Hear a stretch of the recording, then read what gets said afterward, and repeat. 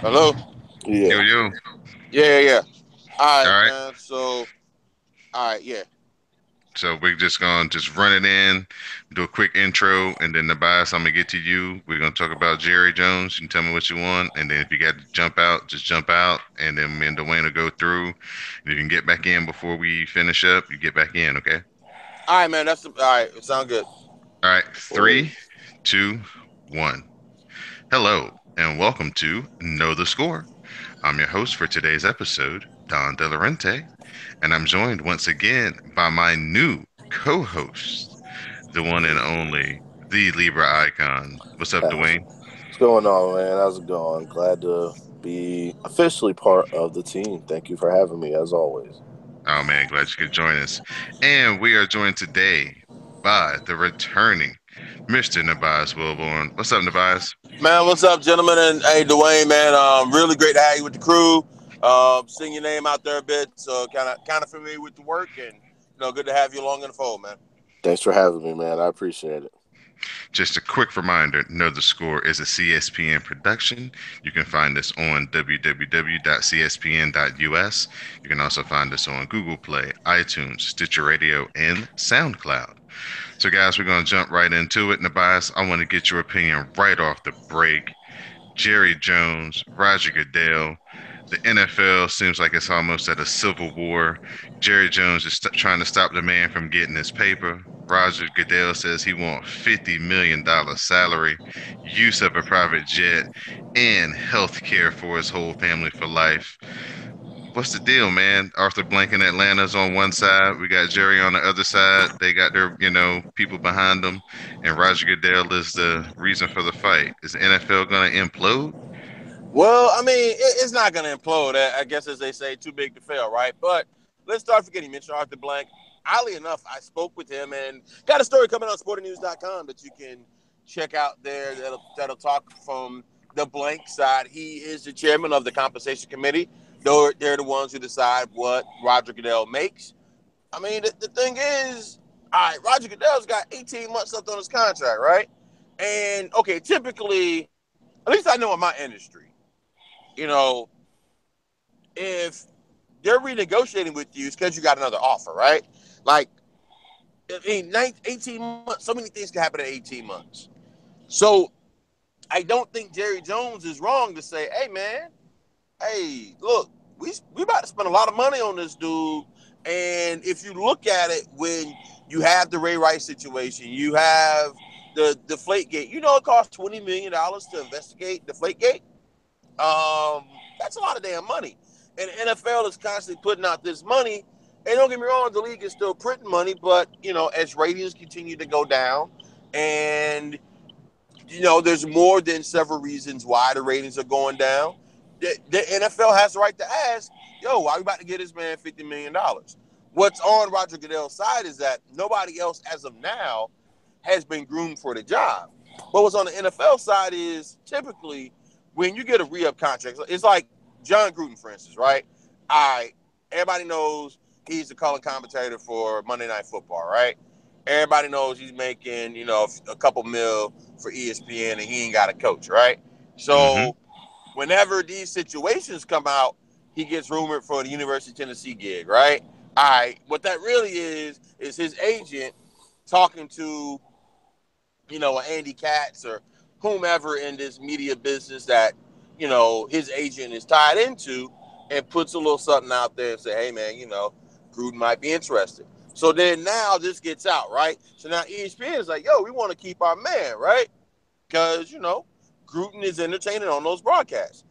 Especially with Sean McDonough. No offense. I like Sean a lot, but Sean's kind of a run of the mill kind of broadcaster, right?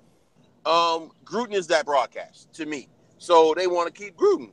So now Gruden goes back and says, hey, man, look, man, Tennessee, it might be a good job. I may take it. I don't know. I miss coaching.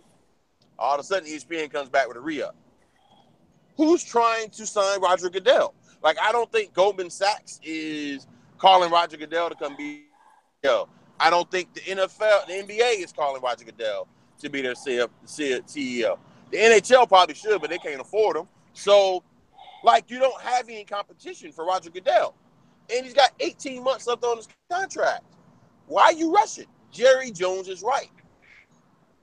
However, comma, dot, period, it looks shady because of the situation with Ezekiel Elliott and him being alleged with, allegedly, and by the way, you guys know, listeners, more than ever, especially after what we've seen in the last week or two, y'all better get used to the word alleged.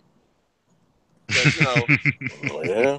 I mean, I'm just being real, man. I ain't trying to, knock any actual true victims or anything of that nature.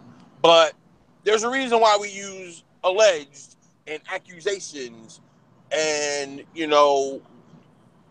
anyway, to not be too long-winded, Michael Irvin, of all people, taught me one of the greatest lessons I ever learned in journalism. When I first got into this crazy-ass business. He was like, hey, man, look, there are charges, then there are indictments, and then there are convictions.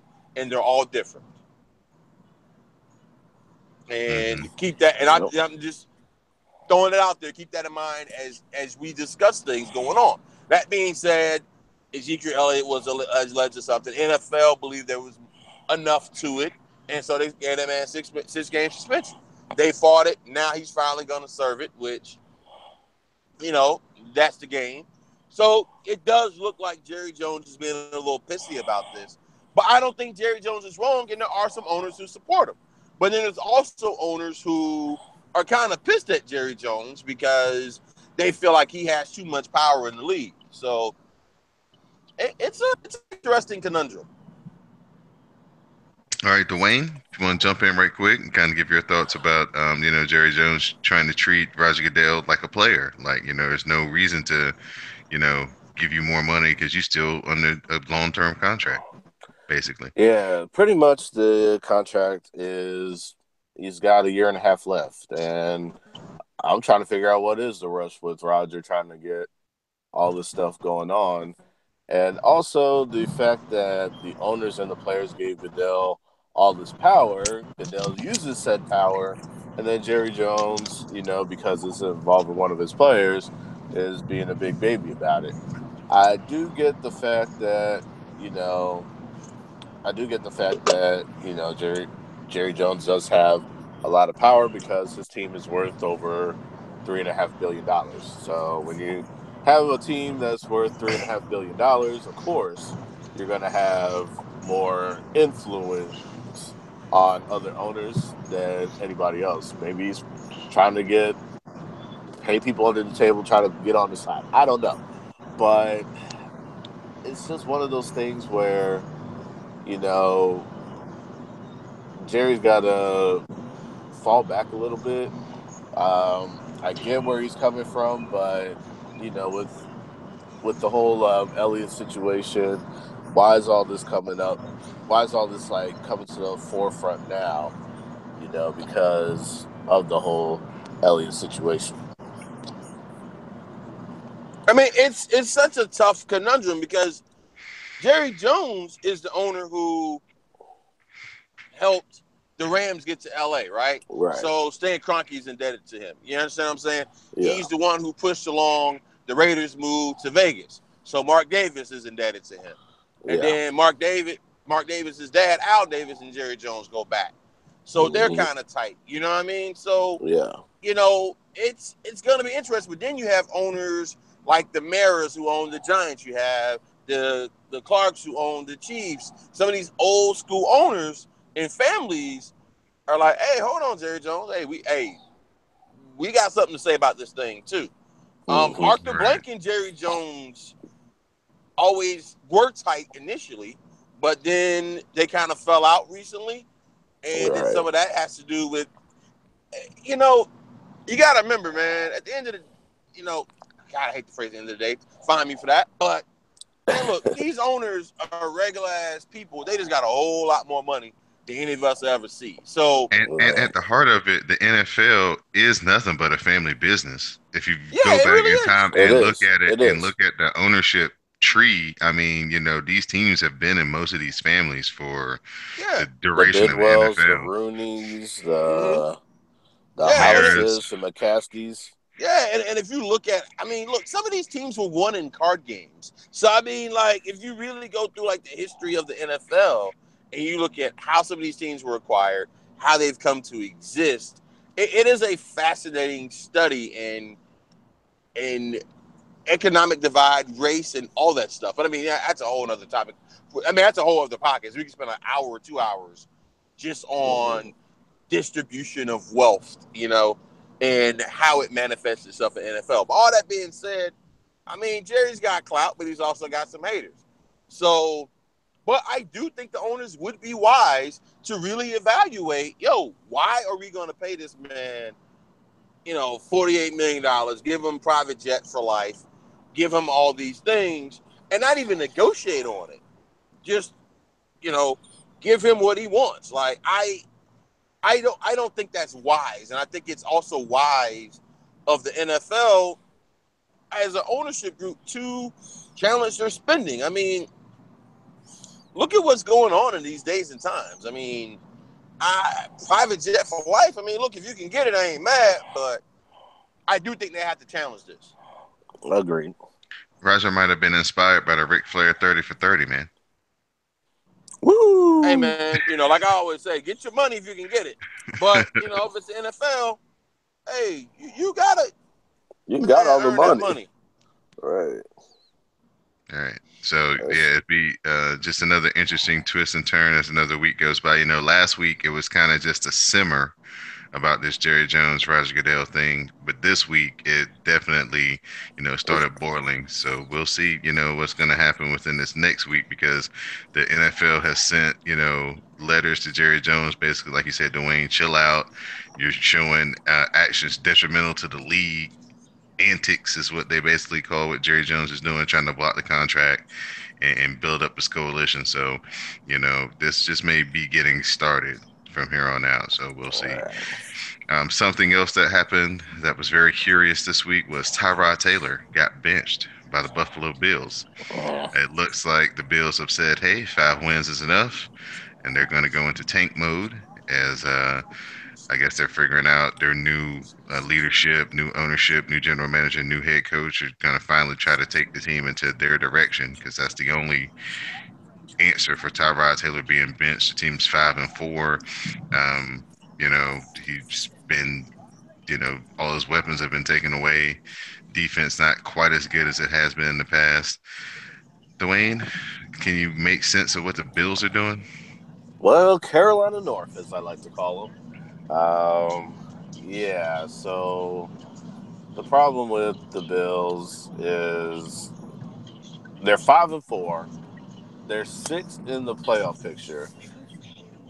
And and Tyrod Taylor hasn't done anything wrong. Well, maybe he's had a couple bad performances in the last few weeks, but nothing to warrant a benching. Your team is still in the thick of the playoff picture. They haven't been there since 1999. Bills fans are starving for some kind of playoff success in the 21st century. And for now to pull the plug for Nathan Peterman, like, I had to even ask the question, who the hell is Nathan Peterman? So I even had to go and find out. The dude went to Pitt. He was at another school. I forgot which one, but it's baffling to me. You got Brandon Beane, you got Sean McDermott. Trying to put their stamp on this team. I guess this is their first step in doing that. Do I agree with it? No. I hate it for Tyrod, and I think I was watching Nick Wright on.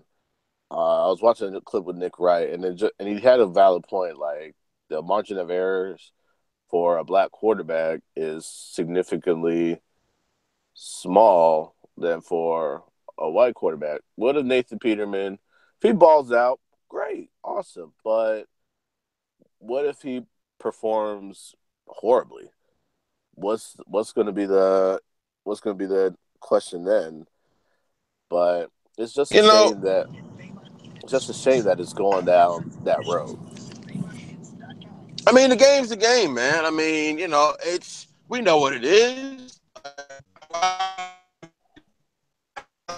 Engaged this because what time it is, and it clearly. And I think that's the biggest thing that You're roboting on me, Tobias, a little bit, so kind of I'm missing. Yeah. reposition yourself. Okay, you good? Oh yeah. No, I'm saying it's like, like we know what the game is. It was Tyrod Taylor. Always gonna, Oh, you started doing it again. I, yeah, sure. Is the phrase short? He's wrong. Like you said, small margin of error to his performance and what he can and can't get away with. So, I don't know how this changes, but it appears he's out in Buffalo, and that's the way he want it. So, what he's got to do now is healthy and hope he gets another shot somewhere else. Well, the good thing for him is he is an unrestricted free agent at the end of the season, so he'll be in the mix. Yeah, he'll be all right. Big money for the quarterback market. And another thing is, I mean, he's basically shown, he's a very efficient quarterback. He had 10 touchdowns, 3 interceptions. He was completing like 60% of his passes. So, there will be a landing spot for him. Just, the Bills didn't really want to rock with him to start the season. They were trying to, trade him in the offseason. It didn't work out for him, so I guess they figured this is the next best way. When they don't want you, it's like, again, it's like any other job, man. When they don't want you, they don't want you, bro. You know what I'm saying? You can't make them want you.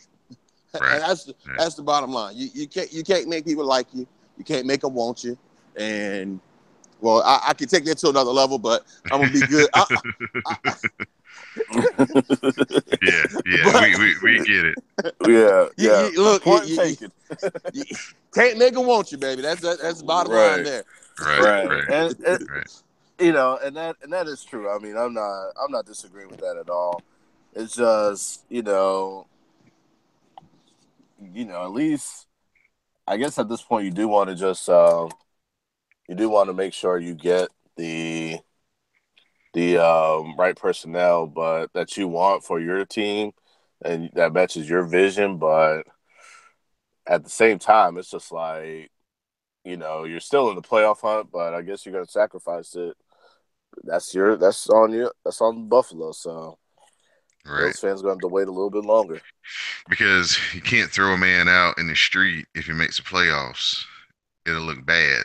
The perception from your fan base will look terrible. But if you can kind of make him if he has a bad game and you kind of swoop in now, you know what I'm saying? It's questionable, but it's still at a point where once it goes bad or if it goes good, either way, your fan base isn't quite as, upset or see it as for what it is. So obviously, coming off this bad game where, the defense was bad and they only scored like 9 points, the fan base can you can placate the fan base and they can go, I don't know, but he did have this kind of game last week. So,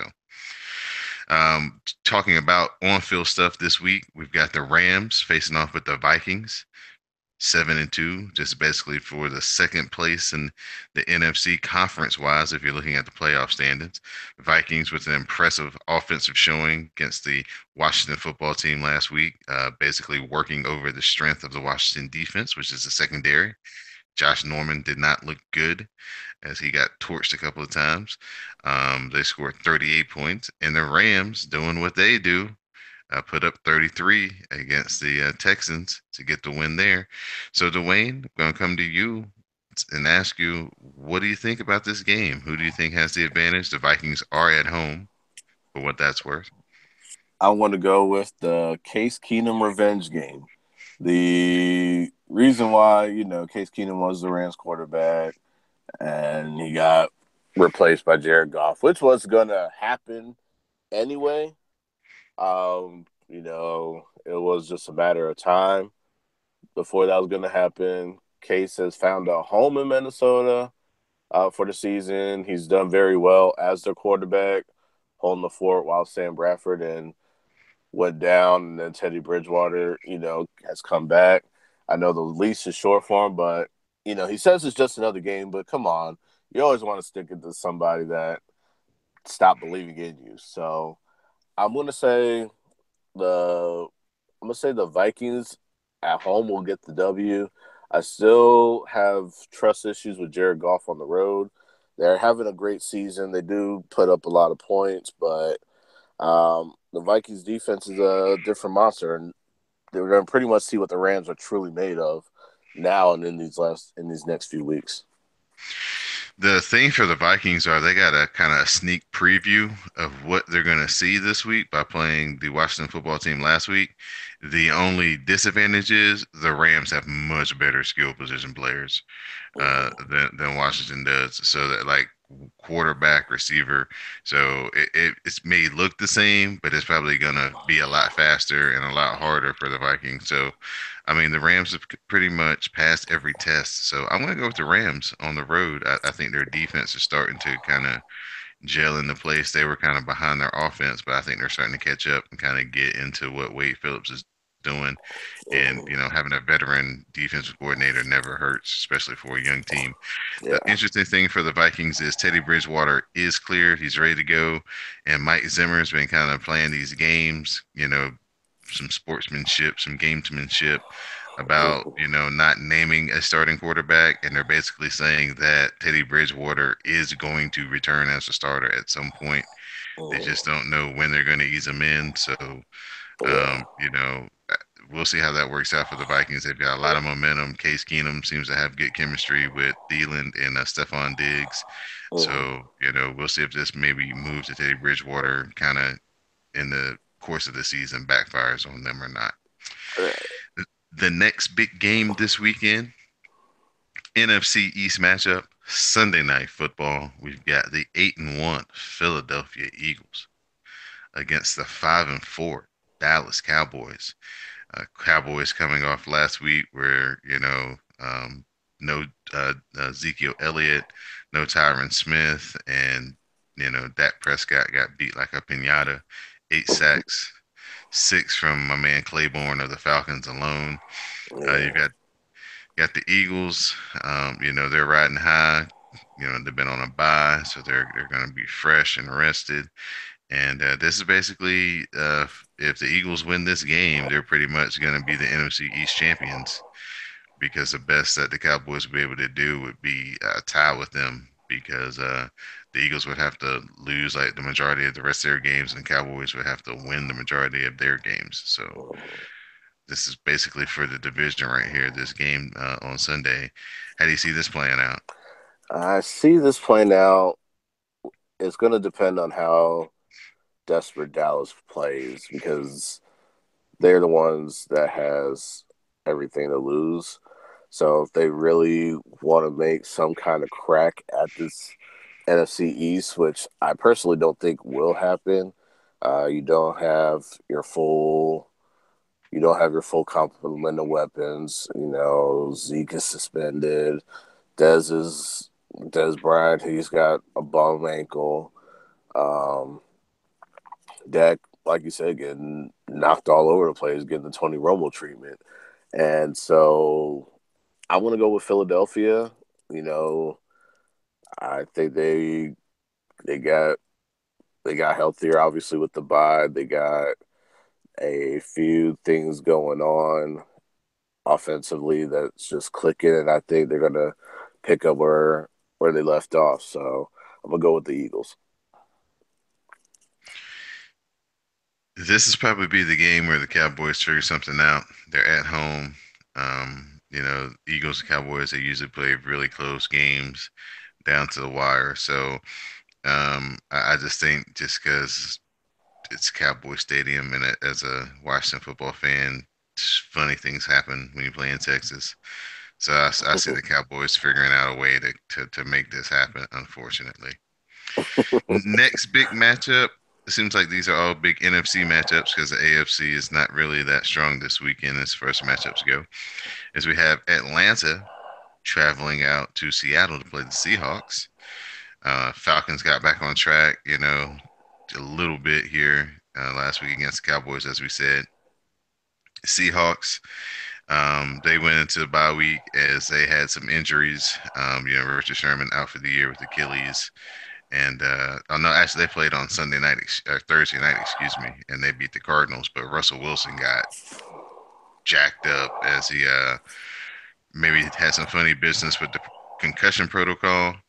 Um, the league will be looking into that as he got yanked out of the game by the referee.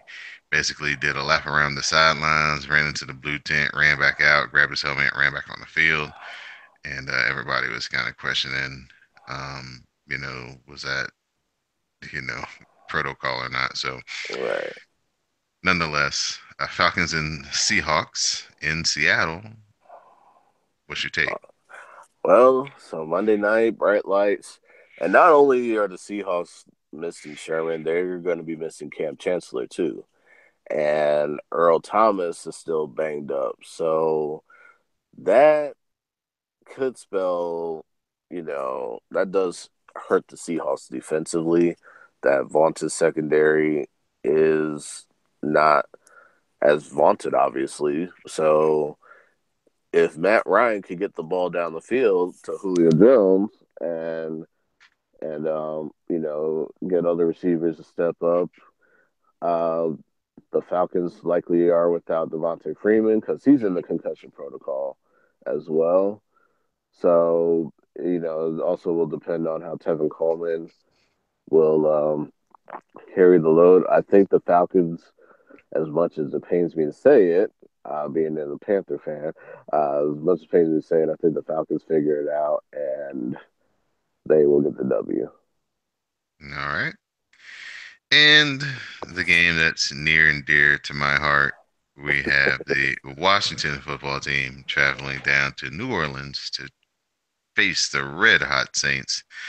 7-2 right now, 7 straight wins. They basically rushed for like almost 300 yards last week with 3 running backs.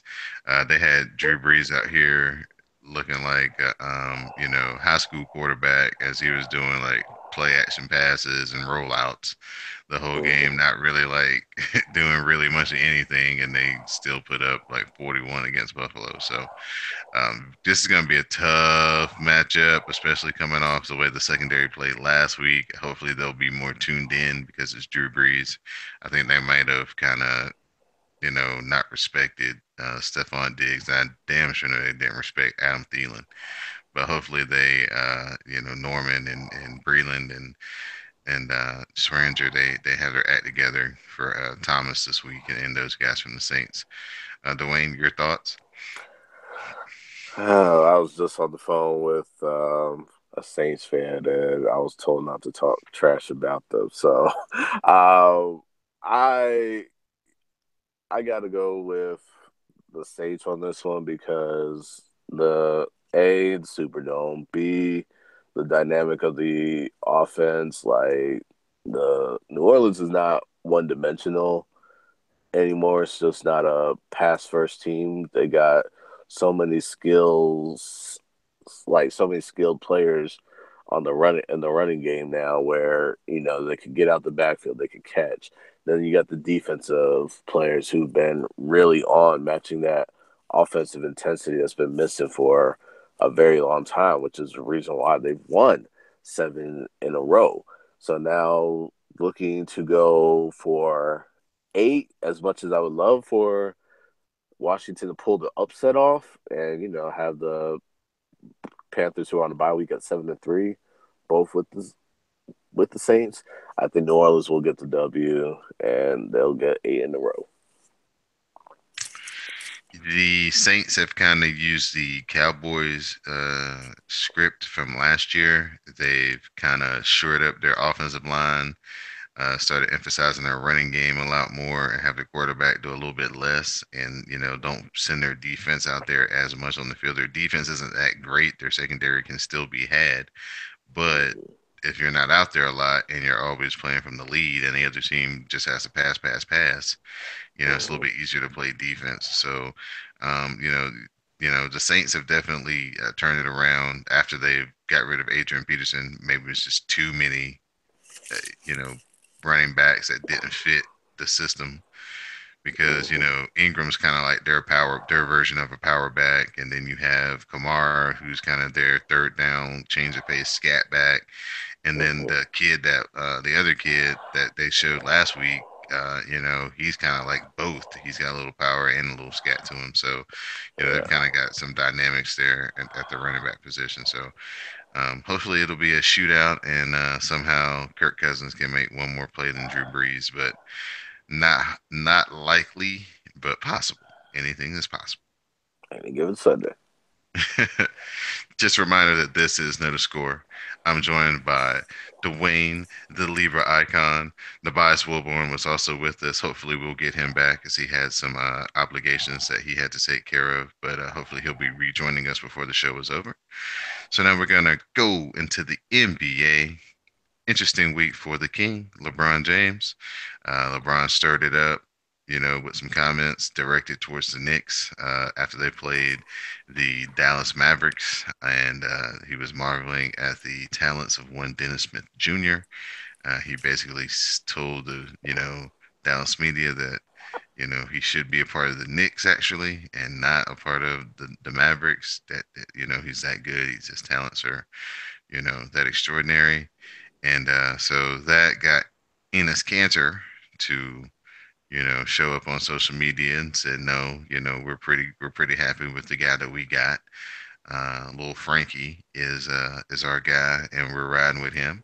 And so that led beautifully into the next week where LeBron and the Cavs traveled to the Knicks, and we get some more talking, and we got some actions on the court as LeBron got an alley oop dunk and then found his way not to move out of the way of little Frankie. And of course, they had some words and a little shoving, and then that brought Enes Kanter down to get in LeBron's face, and all the principals were involved in Madison Square Garden, and it was showtime. It was what I call the showbiz. In WWE, I call it the E. Yes. So, LeBron basically showing that he's got a flair for the entertainment side of the uh, sporting events. And then that led the Knicks to get fired up. The Knicks, basically were outplaying the Cavs in every way possible, had a 23-point lead in the fourth quarter. And then, as sometimes happens in the NBA game, when the, better team on paper kind of, waves the white flag and puts in their bench players, one of those bench players gets hot and causes a comeback and gets close enough where the starters want to get back in, and that's what happened as Kyle Korver in the fourth quarter, found his 3-point stroke, hit 7 threes, and got the Cavs close, and LeBron came in and finished the Knicks off with his biggest fourth quarter comeback as a member of the Cleveland Cavaliers, 23 points, and they beat the Knicks by 3. So Dwayne, just kind of give me your thoughts on LeBron in this week and him versus the Knicks, his comments before the game, after the game, on Instagram. All hail the King of New York. And the way, pretty much, that's what he proved. The Knicks have been doing very well. Normally, I would love to use my little meme of the Knicks fan shooting himself in the head with the Patrick Ewing jersey, but I can't do that this go around right now. They're playing fairly well, but they have to learn how to close out games because they had the Cavaliers dead to rights, and they let Cleveland back in the game, and LeBron had no business coming back in the game if you're putting up the white flag. But things do happen. Like you said, Corver got hot, and then LeBron came in and finished the job. So um, I think the comments with Dennis Smith. Dennis Smith is a dynamic player, um, but would it fit the Knicks system? We don't know that. Of course, Phil was the general manager at the time, so he was still stuck on his outdated triangle, and so we don't know if Frank, whatever his last name is, I'm not even going to take a stab at it. We don't know if Frank would have been a good fit in Dallas. We don't know if Dennis Smith would have been a good fit in New York. But the wild week that has been for the Cavaliers, they've been struggling. Looks like they finally got the groove back going. We'll see if they start to make a charge back towards the top. Stop me if you heard this one before, but Derrick Rose is hurt again. Of course, like that's water is wet when it comes to that. That's all I have to say about that. All right, so we'll see what like I said, as the Cavs turn, the greatest soap opera in the NBA right now. Mhm. Next up, what's wrong with Lonzo Ball? I mean, I know last week might have been kind of tough for him. His brother being locked up in China, not knowing if he's going to be able to come home or anything like that. Maybe being locked up overseas for like 10 years, which was like Mhm. a real possibility. So, he might have been a little distracted last week. But overall, people are starting to kind of sour on Lonzo Ball. They're saying they're not seeing the aggression. They're not really seeing the playmaking. He's just a guy, and he hasn't, been basically finishing out games here the last few games. He's been riding the bench for the whole fourth quarter. Clarkson's kind of taken over the point guard role in crunch time. So kind of, what's wrong with Lonzo Ball? He cut his hair down a little bit, tried to get a little bit, of, new mojo going. Is he just bright lights, or is he just showing that this is who he always has been? He just, it's just a magnified stage now. I think the scope is a lot. The scope is like right there now, more on Lonzo because he is he is definitely this has been his game. Like he's a very quiet he has a very quiet demeanor to him already, which kind of gets perceived as he doesn't care. I believe he does care. I believe he wants to be successful. I believe he is going to be successful, but he doesn't have the killer instinct developed yet, like a legendary Laker in the past that wore two numbers. We know who that guy is. Um,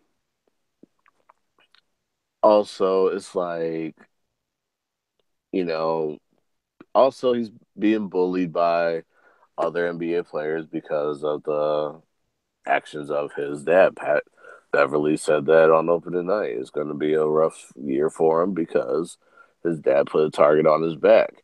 And yeah, he has been distracted. I mean, you got the situation with his brother.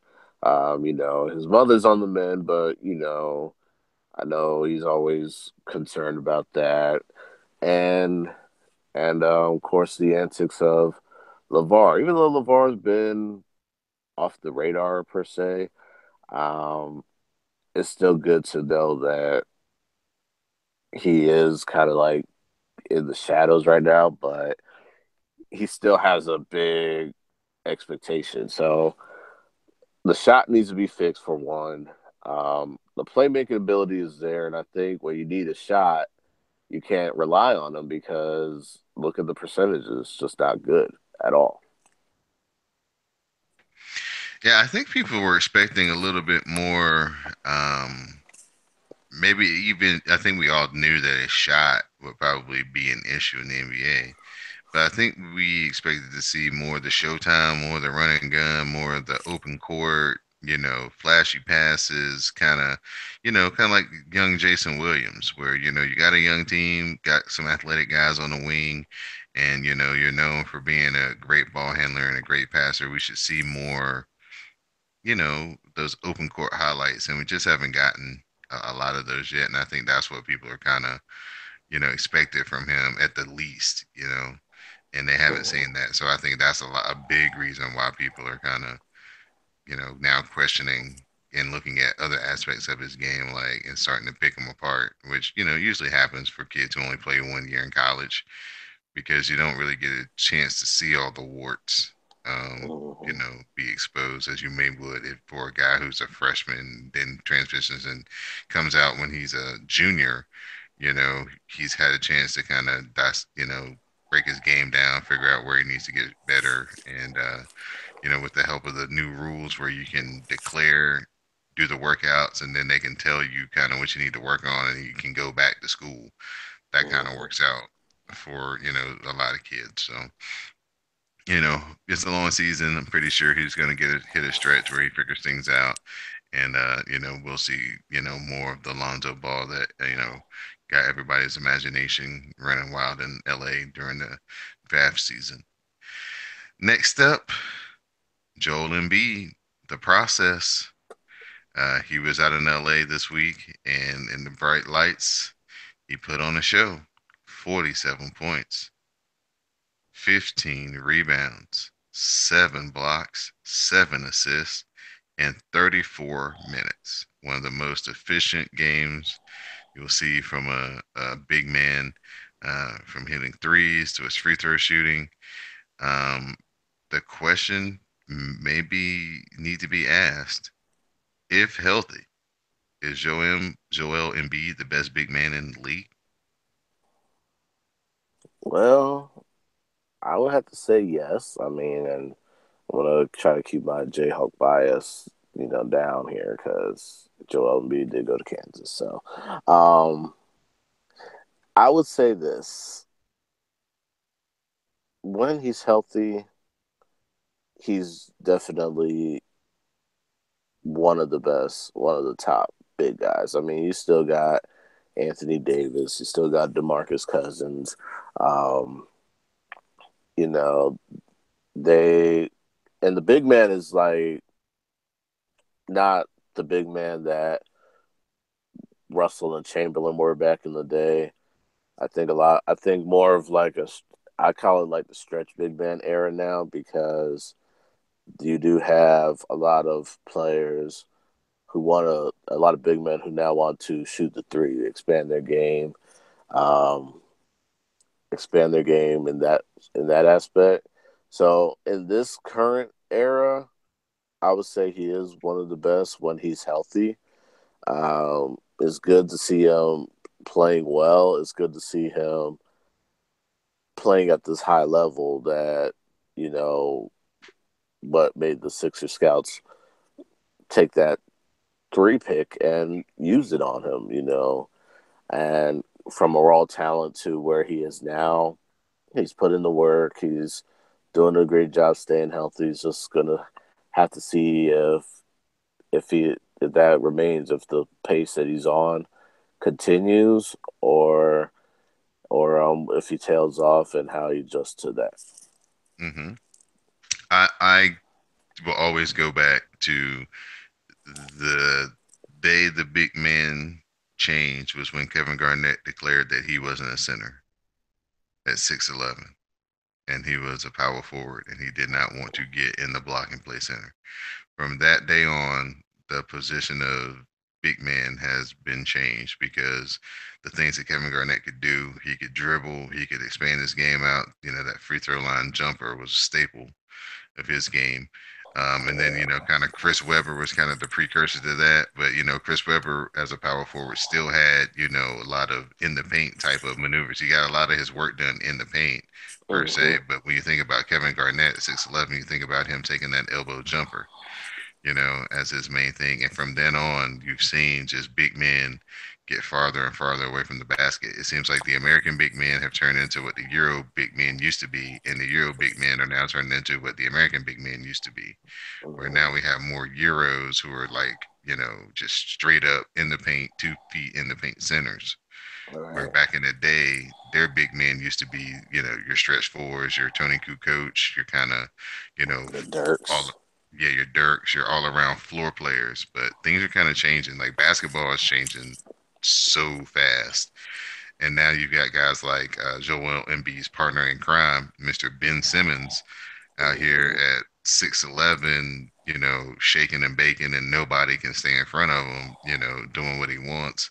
The Philadelphia 76ers, it's been a long road, and there's been some guys like um, Nerlens Noel and Jaleel Okafor and a bunch of other guys who are not going to get a chance to see this actually happen and be good but it's definitely turning. They're on their way. Yeah, they are. They are, and this is exactly what Sam Hinkie wanted. And even though he's not there to see that vision come to fruition, this is what was going on, and I think if they get rid of Jahlil Okafor, because remember he never really wanted to be a Sixer anyway because of the situation the Sixers were in. So I think he never really bought into it. I think I think Noel bought into it more. I mean, he was also hurt, but Okafor, I think if you get rid of him and get him out that locker room, the Sixers will flourish even more than they already have right now. Yeah, it's gonna be it's a tough one though because like we've said the past couple of shows when we've talked about the Sixers, Okafor just doesn't fit in today's NBA because he's a in the paint big man Mm-hmm. whose defense is bad. So you can't Right. even justify having him on the court because he's a rebounder defender. You Mm-hmm. know, so because if he scores 20, whoever he's guarding's going to score 20. So Right. it's one of those. Exactly. It's one of those things. So maybe he'll be able to. You would think he would maybe be able to kind of be the anchor of their second team, but that kind of hasn't gone his way either. So he's a Right. very curious case. It's going to be a very curious study, and whenever he does leave Philadelphia, the story behind his time there is going to be fascinating. Very, very much Right. so.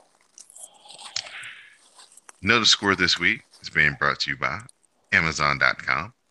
You can do your shopping on Amazon.com through CSPN.us, and you can help support our podcast. Go to our website, CSPN.us, scroll down to where it says support the podcast, and then click on Amazon, and it'll take you to the Amazon portal. Do your shopping as you normally would, check out, add the items to your cart multiple times, do whatever you must. And you can support all the podcasts here on CSPN. So please, CSPN.us and Amazon.com, do it today.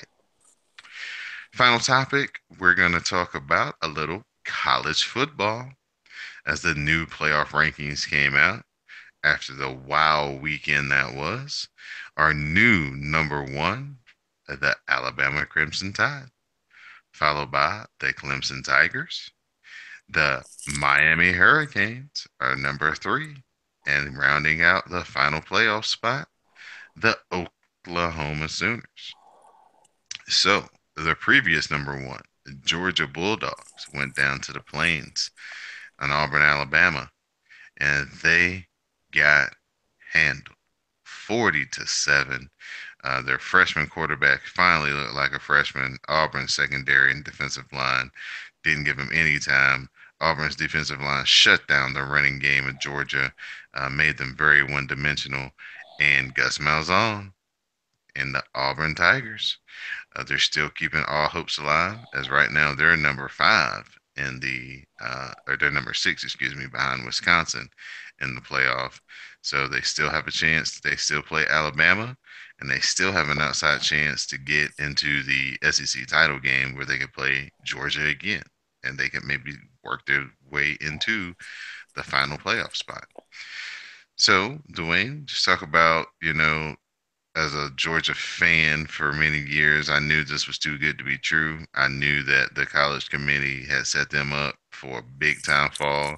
It actually happened 1 week later than I thought it was. I thought South Carolina was going to get them, but they Mm-hmm. came out at home and played really strong against them. But Auburn was the team that got them. So just talk about your thoughts and if Auburn can crash the party. Well, I I'm not a Georgia fan by any means or stretch of the imagination, but you always got to hold your breath when it comes to Georgia, even from the Mark Richt days. And I thought maybe this might be the year Georgia will actually keep their keep their hold, and then they went to Auburn, and life came at them fast. So, in regards to Auburn, they have more than a very capable chance of winning against Alabama because it's a rivalry game. And anything can happen in a rivalry game. You throw everything out the window. They definitely created chaos in the playoff rankings. I do think them moving up to 6 was deserved. I mean, you do beat the number one team in the land. You do have to move up, and they could definitely crash the party. I mean, you if you beat two number one teams in 3 weeks, and then you get Georgia again in the title game, the SEC title game, there's no reason why you should not be in that final playoff spot, or maybe even 3. I think I think Auburn has a chance to beat Alabama. I mean, of course, they play Louisiana Monroe. You don't want to look too far ahead because you don't want to get tripped up along the way. Because if you somehow lose to ULM at home, then your season's done. But I don't see that happening. I think they go to Alabama. Alabama comes to them, and I think that just even ups their chances of pulling an upset. All right. We had the return of the U as in Yeah. prime time. The Miami Hurricanes beat them down on the Notre Dame Fighting Irish, 41 to Yes. 8. Um, the turnover chain was in full effect Four as times. 4 times, one for pick six. That's got to be the best one to get. Is Mm-hmm. when you get the turnover for the touchdown, and then you run over there. Not only do you get to celebrate the touchdown, but you get to celebrate it with the chain. So I'll ask you 2 questions: Is it you back, and are you a fan of the turnover chain? Yes and yes. Look, it's been a long time coming. I always got teased by one of my friends. He always said you can't spell suck without the U, blah blah blah. And so now, after so long, after the Al Golden era, and after all the October hopes and getting dashed in, go undefeated in October, then the season's virtually over in mid October. It's great to be a Canes fan right now. It's great to be this late in the season and still have a shot here. Of course, you got to finish the schedule off. You got Virginia at home, which should be a W, but anything can happen. And then you got to go up to Pitt, and that's not going to be an easy game because it's not in the comforts of the warm, sunny Florida weather. But and then after that, you got the ACC title game against Clemson, a which could be pretty much one of those going to be out. I think if the loser's going to be out, so you got a tough road ahead. But to say that to answer the original question, is you back? Definitely is great to have them back, and I love the turnover chain. I It's always fun. It's like it gets you into the defense again, and seeing those players want to rock that chain, and it just ups the ante, just ups the defensive level. They're always looking to get the ball out of the opponent's hands, and when they do, and when they get the chain, it just brings that swagger back. It's a new era of swag, a new era of swagger for the youth. So the U's back. The turnover chain's awesome. I hope they continue to keep it up, make it a tradition, keep it going. All right. Yeah, I'm a big fan of the turnover chain. Just like you said, it brings a lot of attention to defense, and they don't get a lot of praise for what they do. A lot of times we talk about them for what they don't do. So anything that can highlight, defensive players making great plays, I'm definitely all for it. Um, the new number one team in the land got a scare though, as Ole Miss took Mississippi Alabama State. to the, or excuse me, Mississippi State, excuse me, took Alabama to the wire. Fitzgerald, the quarterback for Mississippi State, is a boss, and they almost got it done. But Jalen Hurts, Mr. Clutch, comes through with a touchdown pass with about a minute 15 seconds to go, and Alabama pulls it out on the road, 31-24. Coming into this weekend, a lot of people were saying if anybody had a chance to kind of go toe to toe with Alabama, not have to trick them, could just line up and say, okay, here we come, that it would be Mississippi State. And that's basically how this game played out. Alabama was down early and they had to fight back, and they did that successfully. Hurts is, definitely getting more poise in the late game situations and making a lot of big plays. And, the running game wasn't what it usually is for Alabama, so they had to go to the air, and he got the job done. So Dwayne kind of, Alabama in every season to win a championship, you got to have a scare. And this might have been the one that Alabama needed to kind of stay focused through the rest of the season. Yeah, I was watching this game pretty closely, and because I was just looking for total chaos in the playoff rankings, having 1, 2, and 3 all lose in the same weekend, which would have been quite the feat. But unfortunately, Alabama did not get that memo. They Mississippi State, like you said, they lined up well with Alabama. They did a great job. Um, Jalen Hurts, you got to give it up to him. He is one heck of a quarterback. He has a lot of poise, a lot of ice water in his veins. Because that's a high pressure situation on the road in Starkville in a hostile environment, down most of the game, and you're able to pull off a late comeback victory. That's pretty remarkable. I would say this though, Alabama is not out the woods yet because of that trip to Auburn. And, they might get another scare along the way because of the rivalry game with Auburn. That is for the SEC West and the right to play Georgia. So, but I think the Tide are going to do well in that game. I think they do get another scare in next week, and we'll just have to see how it goes from there. All right, and we'll give a little love to the fourth team in the playoffs, the Oklahoma Sooners, as it looks like the new front runner for the Heisman, Baker Mayfield. They went into TCU and got the win going away. Um, they seem to be the shakiest of the four teams in the playoffs, just because their defense is just so game to game, actually series to series in most cases. Do you feel strong about the grip that Oklahoma has on that fourth spot? We got Wisconsin, who's undefeated out here at 10-0. They're playing Michigan as we record this later today. So that's basically a ranked team, lower ranked, and they're in the 20s, but still, it's every win against a ranked opponent is going to help them out because Oklahoma could falter. Yeah, Oklahoma's defense is very, very suspect. I mean, look at the Bedlam game against Oklahoma State. They gave up 52. They had scored 62. They gave up 35 against K State. They lost to Iowa State at home. They gave up 41 to Baylor earlier in the year. So I'm not really trusting of Oklahoma, um, to be honest.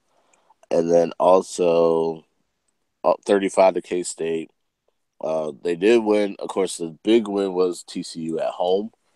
But they got West Virginia next week. I mean, they go to Kansas, which should be a easy W. I mean, Kansas football is not great at all, so they should get the W there.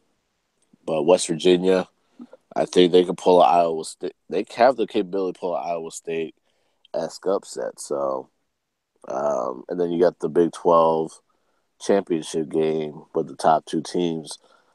Oklahoma will be one of those teams, but their defense, it's the defense that just concerns me about them. Other teams play defense. Oklahoma does not. And if they don't play defense, now they're not going to be, they may not even see the playoffs at all. Right, right, for sure. All right, so that's basically the reviews and the hot topics of this week on Know the Score. At this point, Dwayne, I'll open it up to you for any final thoughts or topic that we did not cover. Um, I would say the Celtics, they've won 14 in a row. Um, they had a huge win. They had a huge win at Golden State. Well, not at Golden State, against Golden State. So this was a big win for them. Steph Curry did come out and say that there may be a new contender. We may see these guys in June. Of course, it still goes through Cleveland. The East still goes through Cleveland. Also, on a different topic, and it's more for the Wrestlecast, but I'm ready for Survivor Series and NXT War Games this weekend too. So, yeah, that's my final thought. All right. You can check out the WrestleCast here on CSPN.us. Cheap plug. My final thought has to do with the last ride for Dale Earnhardt Jr. Dale Earnhardt Jr. on Sunday will be making his final laps as a full-time NASCAR driver. He's basically been the most popular driver since he stepped on the scene.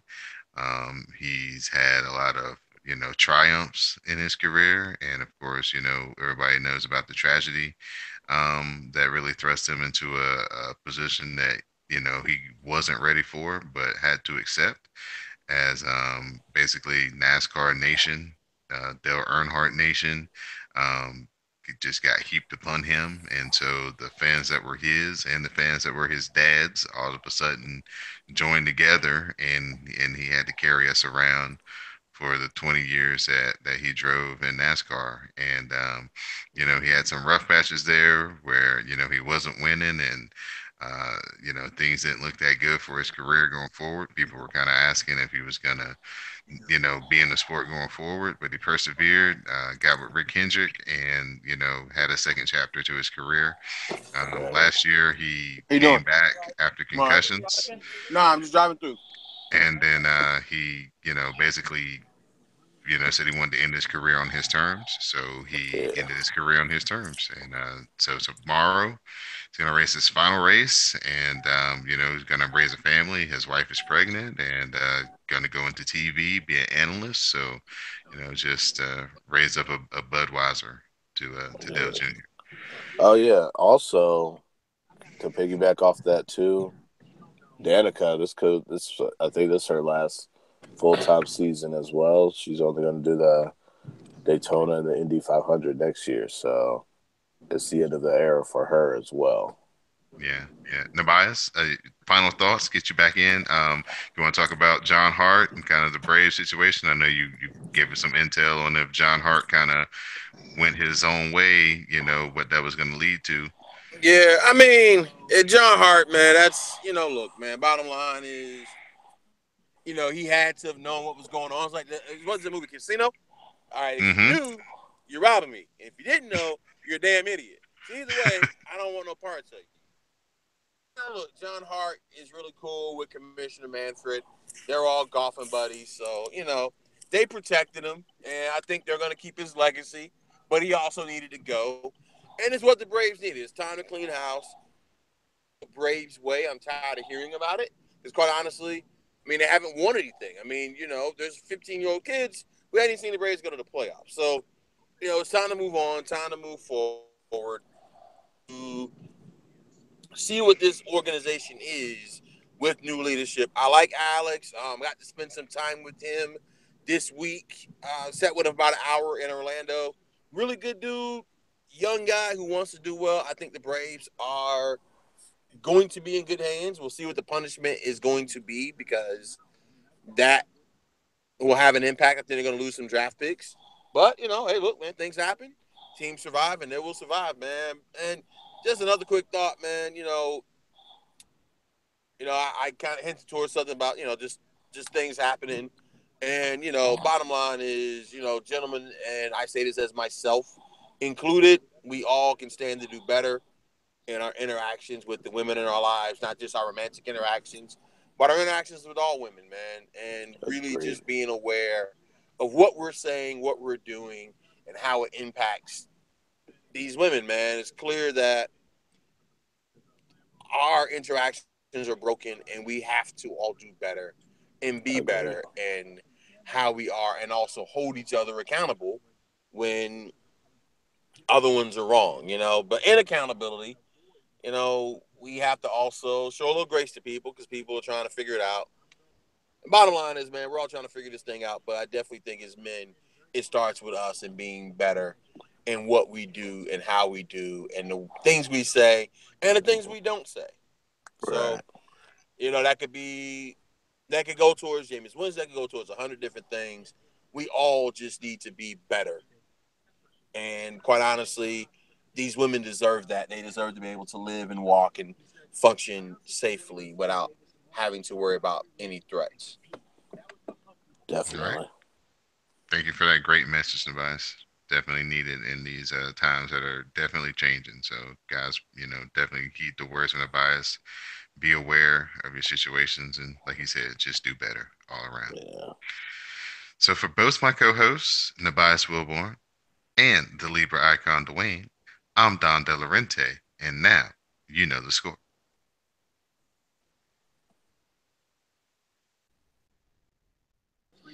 Hey,